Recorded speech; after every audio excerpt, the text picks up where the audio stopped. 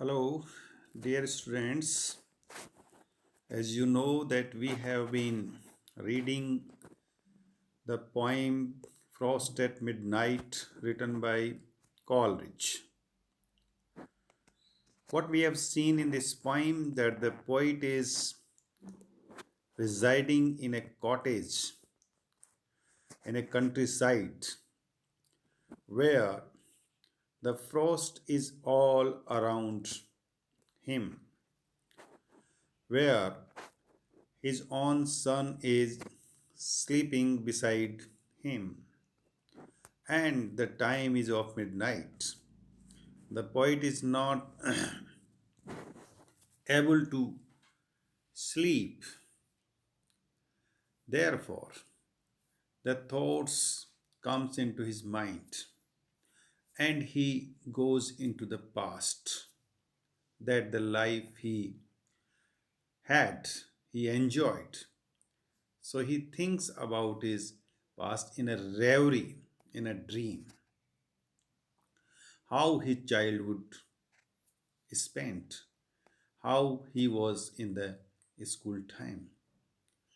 Now we see that we have done half of the third stanza of this poem, and we have to now go with the remaining part of the third stanza and then the last one, the fourth of this poem. So we saw that in this third stanza, the poet now is a little, we can say, uh, diverted his attention to his child, the child who is sleeping beside him. So he becomes aware of his child's breathing. The child is breathing, sleeping as well as breathing. So this breathing, in fact, intervenes in the thoughts of the poet.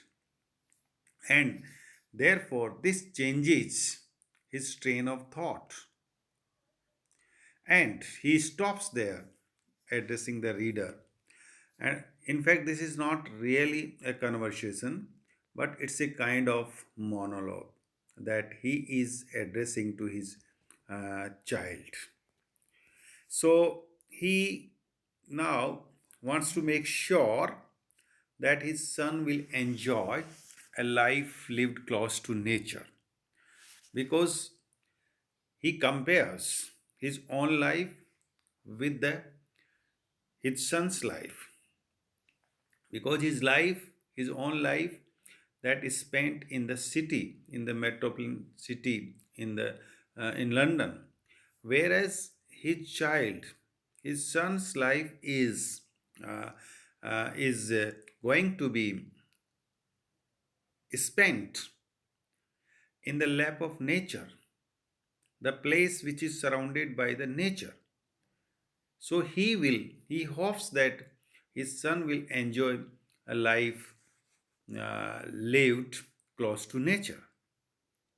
So his son will not get the school that he had of the metropolitan city where he go and where the headmaster used to beat the kids. So he is excited, glad that his baby will lead a more natural and peaceful kind of life. And he will learn far other lore from far other scenes, since nature teaches different lessons than the city. So, as we know, the poet believes in the force of the nature, in the teaching of the nature. He thinks that the nature teaches us very differently than the city. In the city, we are confined in our homes, in our houses, and we just look only at the sky. Nothing else can be seen in the city. Whereas in nature, you are surrounded by the objects of nature like hills, mountains, rivers, meadows, forests, greens, etc. So, this is that we have already seen. Now we come in the remaining stanza of remaining part of the stanza 3. So let's read it. But thou, my babe, shall wander like a breeze by lakes and sandy shores, beneath the crags of ancient mountain, and beneath the clouds, which image in their bulk both lakes and shores, and mountain crags, so shalt thou see and hear the lovely shapes and sounds intelligible of that eternal language which thy God utters, who from eternity doth teach himself in all, and all things in himself.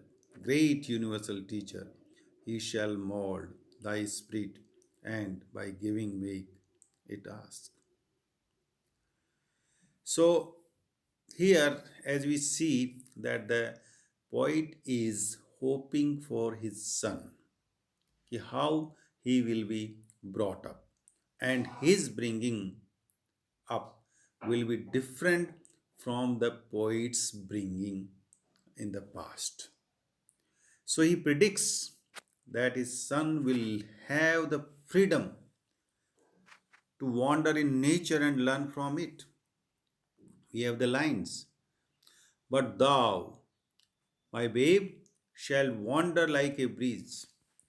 कि वो ये कहता है कि अब मेरा बच्चा चूंकि यहाँ नेचर की गोद में पल रहा है, इसलिए वो ब्रीज की तरह वॉन्डर करेगा, जैसे हवा दौड़ती रहती है वैसे वो भी बिल्कुल free, he will be free to go anywhere, to walk, to run, to wander, just like breeze. और कहाँ कहाँ घूमेगा, कहाँ घूम पाएगा, दौड़ पाएगा? By lakes and sandy shores, by lakes, झीलों के पास में, सैंडी शोर्स के पास में, beneath the crags of ancient mountains. He will also wander beneath the ancient mountains, cracks of the ancient mountains, as well as beneath the clouds. और clouds के नीचे भी दौड़ पाएगा. क्लाउड्स जिनकी इमेज जो है कि लेक्स और शोर्स पे रिफ्लेक्ट होती है, that is the clouds in the sky. They mirror the shapes of the things on the earth, are image in their bulk, like mountains, lakes, and shores. So he will enjoy and he will wander in the lap of the nature. And this continues the reflection image from the last line.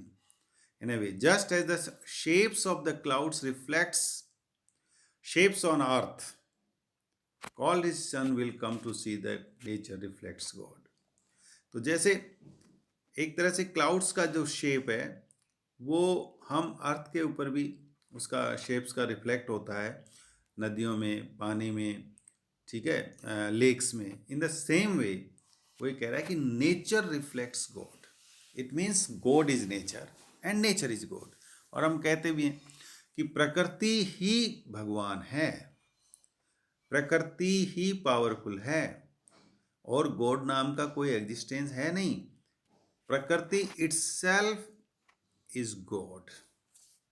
और हम ये भी देखते हैं, dear student, as you know that in your surrounding where you live, I think that you also love the nature too much. You worship the nature and you think that this nature itself is God for you. तुम प्रकृति की पूजा करते हो, प्रकृति को ही तुम लोग भगवान मानते हो. तो that is a good thing, that is a true. Really, the nature is God and nature is very powerful. Nature nurses us, nature teaches us, nature ही हमारा सबका पालन पोषण करती है. So this is what we have, and this its shapes and sounds, they are like God's eternal language. अब प्रकृति की जो शेप्स हैं, प्रकृति की शेप्स क्या हैं? लेक्स हैं, माउंटेन्स हैं, ये सब प्रकृति की पार्ट है. तो ये जो है रिवर्स हैं, स्ट्रीम्स हैं, और साउंड्स, और जो साउंड्स जो हम प्रकृति में सुनते हैं, जो भी नेचर में हम साउंड सुनते हैं, जैसे इंसेक्ट्स की साउंड्स है, बर्ड्स की साउंड्स है, they are also like God's eternal language. यही अपने आप में गॉड की एक इटर्नल इमोर्टल जो है कि लैंग्वेज है। And they testify to him and reveal his existence, and in this way they prove the existence of God. In fact, the God lives in them. So maybe God was the stranger whom Coleridge could not find. Therefore, Coleridge says that he could not find God in the city, and God is stranger for him. In the city life, he could not find this stranger. And who is the stranger here? God himself is the stranger. Because the God lives in nature. God की जो reflection है, image है, that is in the objects of nature, that is in the mountain, that is in the rivers, that is in the lakes, that is in the greens, meadows, etcetera. और उसका जो सन है, he would be able to enjoy this pleasure. He would be able to see the God, because nature is God. Since God instructs humanity through nature, Coleridge calls him a great universal teacher. So nature, the poet calls the nature as a great universal teacher. And universal in the sense that God instructs everybody. So nature instructs everybody. He is not leaving anyone out. According to Coleridge, God will mold little Hartley's spirit. Hartley is the name of his son. तो जो उसकी spirit है, उसको जो है थोड़ा भगवान ही mould करेगा. कैसे करेगा? By giving him the gift of nature, प्रकृति की गिफ्ट दे करके. Since it shows that there is a greater creative process behind everything, because there is a greater process behind every object of nature. कोई भी जो nature का जो object है, उसके पीछे बहुत बड़ा प्रोसेस है. वो कैसे बना, उसका क्या प्रोसेस है, कैसे चल रहा है. कोई नदी बनी है, कोई झील बनी है, कोई माउंटेन बना है, उसका एक प्रोसेस है. So they are just like the living being. And by giving Coleridge's baby this gift, God will make Hartley ask to know God or enter into a closer relationship with him. So in the last line he says, addressing to his own son, that his son should always try to know God, nothing else. And he should make a closer relationship with the God. And this he can do just by making close relationship with the nature. By loving the nature. Loving the nature means you love God. So this is what we have in this stanza. Now we have the stanza 4. Therefore all seasons shall be sweet to thee.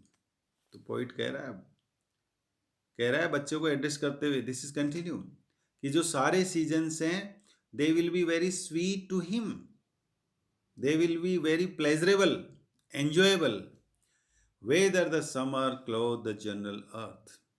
चाहे जो summer हो, वो चूँकि अपनी जो अर्थ है उसको summer एक तरह से क्लॉथिंग कर लेता है, और समर में जो है बाद में रेन आती है. तो ये सब जो सीजन्स हैं, he would be enjoying with greenness, क्योंकि बरसात आएगी तो चारों तरफ ग्रीननेस आ जाएगी. तो इसलिए summer is also the object of this season, is the object of pleasant, happiness, delight, pleasure. Or the red breast sit and sing betwixt the tufts of snow on the bare branch. तो अब क्या कर रहा है poet? Is describing the nature through the seasons, different seasons. तो summer season है, summer season is very much loved, because in the summer we have the spring, and then we have the rain, we have the greenery all around us, and that fascinates us, that attracts us, that delights us. our senses gratify seeing the beauty of nature. सो उस समय ये बच्चा इस सबको enjoy करेगा. और the red breast sit and सिंग, और जो उस समय के जो रेड ब्रेस्ट हैं, जो ये बर्ड्स हैं इस टाइप के उस मौसम के, वो गाते रहेंगे, उनको सुनो. बिटविक्स द टप्स ऑफ स्नो के बीच में जो है कि बेयर ब्रांचेज पे you can listen to them, you can hear them, you can enjoy their song of moji apple tree while the night thatch smokes in the sun thaw. अब और क्या होगा, वो कह रहा है कि जो रोबिन है वो arrives to the signal the end of winter as smokes come from a nearby cottage thatched roof night thatch and the sun thaws the earth. तो ये सब जो है कि वो कॉटेज के चारों तरफ, चूँकि अब विंटर का एंड है, अब जो है कि कॉटेज से स्मोक आ रहा है, और वो जो रूफ है, थैच रूफ है, घास फूस की बनी हुई है, उधर से निकल रहा है, और सन भी जो है कि जो है उसमें फिर रिफ्लेक्ट, सन भी मूवमेंट कर रहा है, राइज हो रहा है. तो ये सब मेंशन करने के बाद में स्प्रिंग और summer in these lines just before these, Coleridge finds value in the winter too. अब कॉलेज विंटर के अंदर भी, जो कि winter is not suppose to be the season of delights or the season of pleasure, but here he finds value also in the winter, because it has got its place in the order of the things and testify to God in its own way. The eve drops. अब इसमें जो eve drops हैं, यहाँ पे है स्मॉक्स in the सन थो, सन भी उसमें से रेजेज जो है उस कॉटेज में से जो है कि उसके ऊपर रिफ्लेक्ट हो रही हैं, स्मोक्स भी उधर से कॉटेज में से निकल रहा है. Whether the eave drops fall heard only in the trances of blast. अब ईव ड्रॉप्स जो हैं, ईव ड्रॉप्स एक तरह से ये वाटर की जो है कि ड्रॉप्स हैं, जो कि falling from of A roof, roof से जो गिर रही हैं, और ये that is because of the due, that is because of the ओस के कारण से जो है कि. और ये भी कहता है also the trances in the blast are pauses in the wind. जो विंड है उस समय जो है कि उसके जो बीच बीच में जो रुकने का है, उस समय you can hear the trances of blast. तेज हवा जो चलती है उसकी जो आवाज़ आती है, that can also be heard there. उनको ट्रांस बोलते हैं, ट्रांसेज. और if the secret ministry of frost shall hang them up in silent icicles. So जो आइसल आइसल्स हैं, ये they are silent because they stop the sound of the eave drops, क्योंकि ये जो ईव ड्रॉप्स हैं उसकी sound को stop करते हैं, रोकते हैं. So here trances, he calls them trances because it's like the wind is getting distracted and going still for the reason.